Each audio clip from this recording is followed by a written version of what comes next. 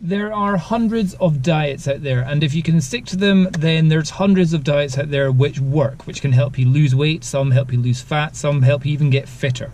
However, I want to discuss not just intermittent fasting. I think that's a great way of losing weight, but there's another concept which I think should be employed by more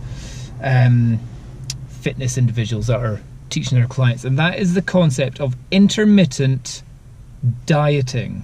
So not intermittent fasting, but intermittent dieting, because so many people, certainly even with anecdotal experience with myself, with other people in my office and all that kind of stuff, will go on a diet, and they'll go on that diet until they either reach a goal or it's come to the end of their 4 months of trying that diet. And then they go, oh cool, now I'm off it, and all that kind of stuff. And generally a lot of people will have good results in the first 2 weeks, maybe 3 weeks, maybe the first month, and then it really tapers off. And there's many reasons why it tapers off. Partly could be behavioral changes, your cognitive dissonance with what you're actually consuming can be a part of it, but also there are adaptations which happen within your body which reduce your weight loss activity. You have reductions in non-exercise, NEPA, non-exercise physical activity.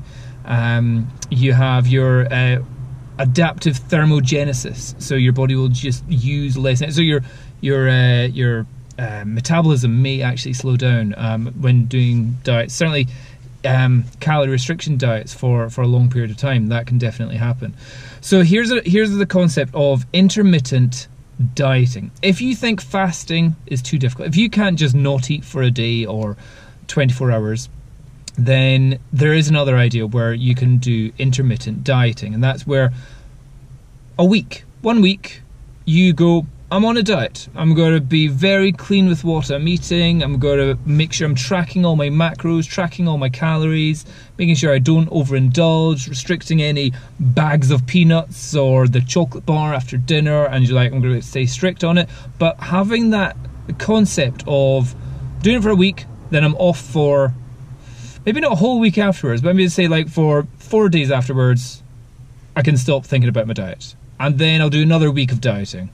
And staying focused and all that kind of stuff. So that's a way of really, you're developing your behavioral changes, but you're also giving your body that chance to kind of go back to relax mode, and you negate the effects of adaptive thermogenesis, because maybe you put on a little bit of weight while you're not on your diet, when you're on the intermittent part of the diet, when you're not actually doing it. But also just having the concept of a short-term goal repeated over and over, instead of I'm on a goal, oh I failed my goal, I give up. It's better to have this idea, I'm on a goal for a week, I can focus for this short period of time, and I can diet for that period of time, and then I can have a relaxing time for a wee while, and then I can focus again hard enough. So that there's definitely the mental side of just kind of going, I know I'll be on this diet again next week, not like, oh if I fail my diet this week, I've completely failed my diet, I give up. It's more just having the small repetition of shorter term diets can happen. So you can even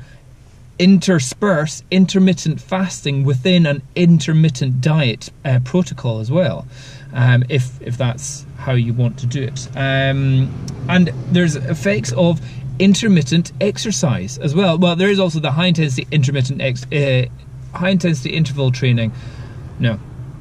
There is also the idea of intermittent exercising as well. So in other words, doing whole pile fitness for a week and then relaxing, letting your body fully recover for like a whole week of doing that. Then doing high frequency, high intensity exercises again for like another 4 or 5 days, and then having 4 or 5 days sitting around doing nothing.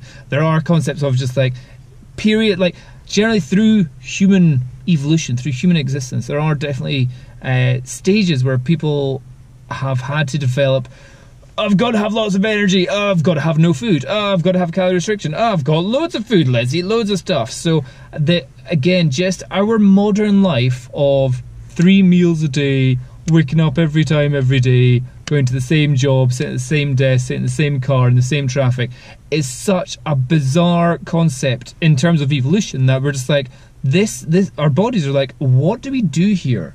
So if you're actually able to stay slim and yet live in a normal life, well done to you. However, if you're somebody that's wanting to lose a little bit of weight, bring in concepts of intermittent fasting, intermittent dieting, and even intermittent exercising, but with the full knowledge that that time of rest that you have between the diet, the fast, or the exercise, you are going to be going back to doing that again. Not like, hey, I did exercise for 3 days, I give up now, I'm never doing it again. It's like, I did it for 3 days, I'm now going to give myself a week to relax, and then I will focus myself. I think it's the human ability to really focus on something for a short period of time is what works. However, what I will also say is that this concept of intermittent dieting is backed up by research. If you go onto the International Journal of Obesity, let me just check when this was actually done. This was September 2017. So this year, this is very recent information going on here.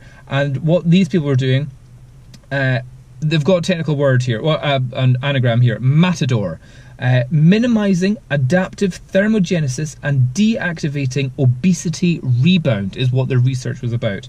And they were doing an 8-week dieting session of 2 weeks of intermittent dieting. So some people would be like, I'm dieting for 2 weeks, and I'm not dieting for 2 weeks, dieting for 2 weeks, not dieting for 2 weeks.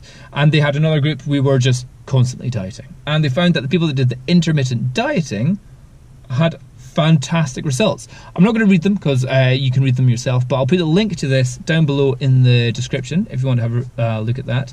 But yeah, intermittent dieting, concept which, even if you type into Google, you may not find any results for it, because people are like, intermittent, it instantly comes up fasting. But here's intermittent dieting, where they were doing 2-week sessions. There's not necessarily a specific time period. There's no like, oh well, 2 weeks is the time limit. It's like, for some people it could be a week, some people it could be 2 weeks, some people could be like 3 days and then a day off, 3 days then a day off. So you've got to just that's where dieting is sometimes just a little game that you have to play yourself to figure out what works best with you, with your lifestyle. Some people might just kind of go, I'm going to diet all week from Monday to Friday, and then Friday night until Sunday, it's just like, let's go for it, let's relax, let's not think about what I'm actually consuming. And that can potentially have far better benefits than just trying to diet constantly for a long period of time. So yeah, I'll put the link to that down below in the Journal of Obesity. Check that out and tell me what you think of the results there. Cheers, bye-bye.